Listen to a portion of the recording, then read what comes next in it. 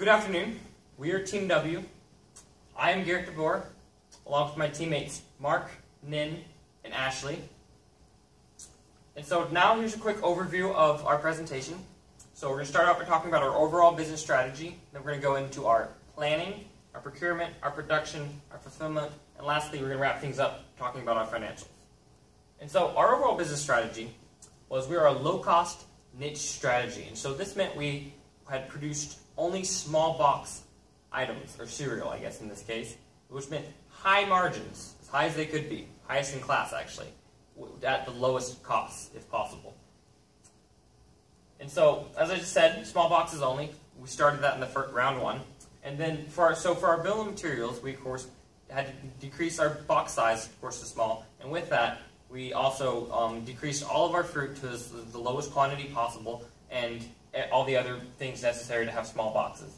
And so for our forecast, so this is a chart, a pivot table I made of all of our sales for all the rounds. And so basically, to figure out how much to forecast for, I basically looked at how much we sold last round and how much other people were selling using similar pivot tables and pivot charts, and basically determined what our forecast should be based off that. And this led us to be very successful in this. So now I'm going to pass it on to Nen, who's going to talk about our procurement.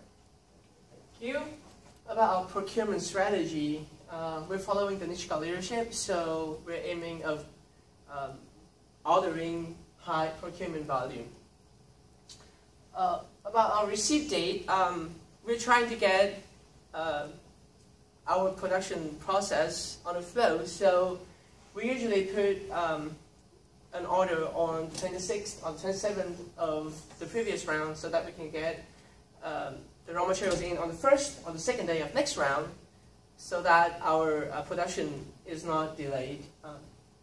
About the involvement of the strategy, we started out thinking just only produce and order high volume of raw materials, and then we decided to change the strategy to gaining more market share of other companies so that we can get more sales from more markets. And the outcome of the strategy,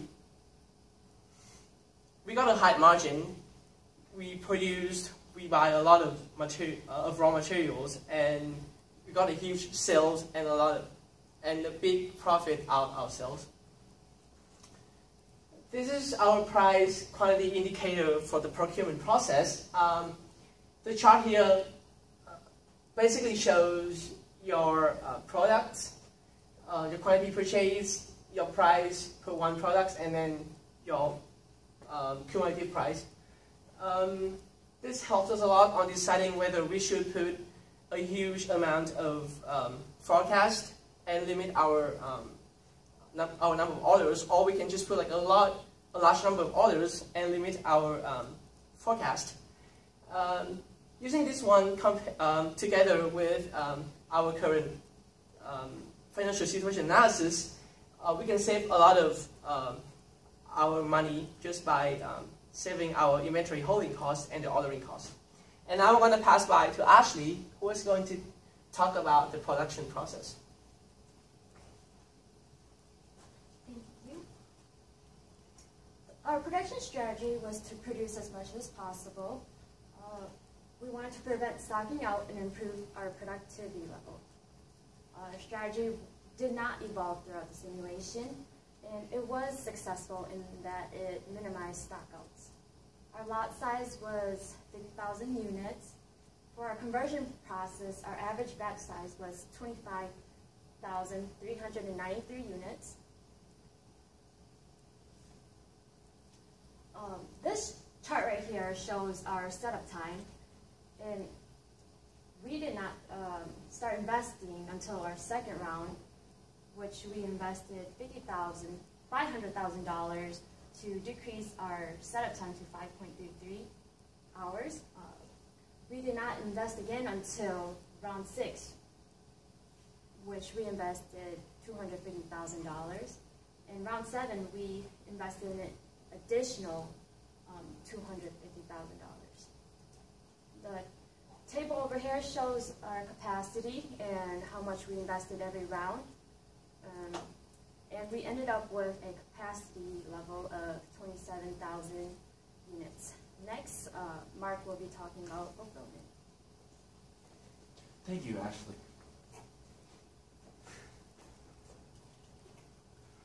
So I did fulfillment. It essentially, your fulfillment has it's your demand. It has two aspects, marketing and pricing. We took mostly a pricing strategy here. We did, however, realize that DC-12, we were only in DCs 12 and 14 because we only had small boxes. So DC-12 is slightly less marketing sensitive and more price sensitive than DC-14. So if we did any marketing, it was here in DC-14. We also realized that the prices were going to be a little bit lower in DC-12 than it was in 14. In fact, you can see an 11-cent difference here in just the average price, grand total. The other thing I did was the financial strategy.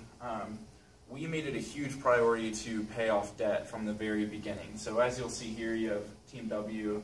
We were second. This is day 30 in the last round. So at the end, we had the second lowest amount of debt left next to Team Q. This allowed us to keep our interest expense low and contributed to our low-cost strategy. So what we did was we had a kind of a cushion of $1 million in liquidity at all time. At the end of a round, I would use that to invest in capacity and especially bank loan. So whatever I had beyond $1 million, we just put it right back into there, and that really helped. It was successful in keeping our costs low. It helped our margins be extremely high. So in conclusion, we took a low-cost niche strategy here.